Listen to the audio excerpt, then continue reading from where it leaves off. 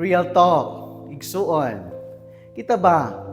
Kung moasenso gani ang ato ang silingan, masuya ug maguol ta. Naay uban ka nato, dili man tanan nga ang kaasensuhan sa uban atong kagulanan. Ang kalambuan sa uban atong kasuganan.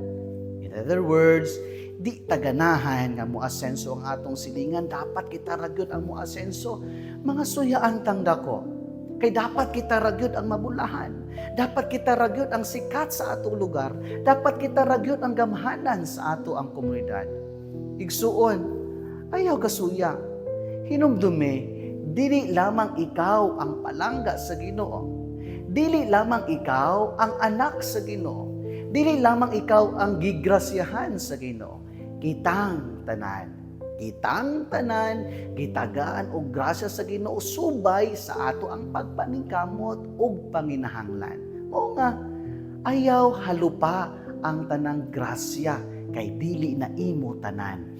Para ka na sa tanan. So dapat malipay unta ta nga ang atong igsuon, ang atong silingan ni asenso.